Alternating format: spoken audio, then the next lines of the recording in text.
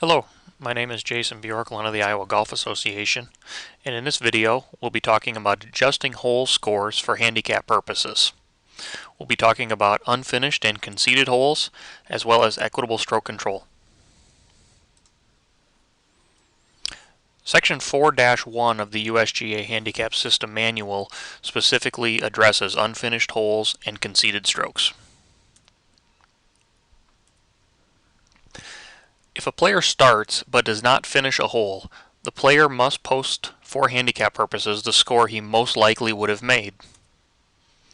The most likely score consists of the number of strokes already taken plus, in the player's best judgment, the number of strokes the player would take to complete the hole from that position more than half the time. This most likely score should be preceded by an X.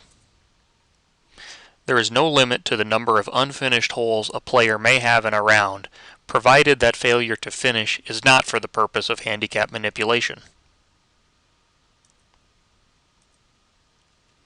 Let's take a look at an example. Tim and Jeff are playing a match. Tim has holed out in 3. Jeff has a 20-foot putt for 4. He has already lost the hole, so he picks up. Jeff should record X-5 on the scorecard.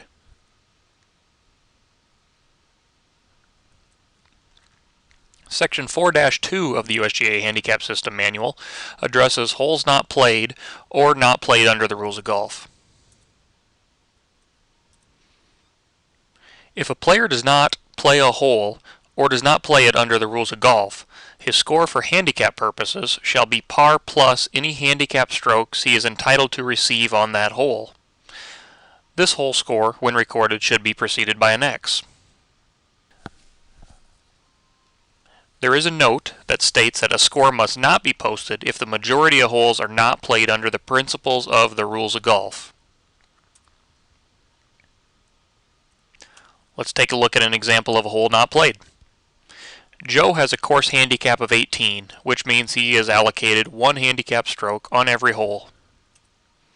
It is getting dark and he quits after play on the 16th hole. The 17th hole is a par 3 and the 18th hole is a par 5. For handicap purposes, he must record X-4 on hole 17 and X-6 on hole 18. We see the note again. A score must not be posted if the majority of the holes are not played under the principles of the rules of golf. Finally, Section 4-3 of the USGA Handicap System Manual addresses equitable stroke control, often referred to as ESC. ESC is the downward adjustment of individual hole scores for handicap purposes in order to make handicaps more representative of a player's potential ability. ESC sets a maximum number that a player can post on any hole depending on the player's course handicap, which can vary from tee to tee. ESC is used only when a player's actual or most likely score exceeds the player's maximum number based on the adjacent table. All scores for handicap purposes, including tournament scores, are subject to application of equitable stroke control. You can access complete information about ESC at iowagolf.org. Take your mouse to the top of the page and place it over the Your Handicap tab. Then go to the Handicap Licensing/Education tab, and you will see an expanded group of options. Choose Equitable Stroke Control. This screenshot shows complete info that you'll find from that link, including an Equitable Stroke Control table for course handicaps for 18 holes as well as 9 holes. Scores to post. If you've played between 1 and 6 holes, do not post the score for handicap purposes. Treat it as practice. If you've played 7 to 12 holes, post a 9-hole score, applying any of the adjustments talked about in this video.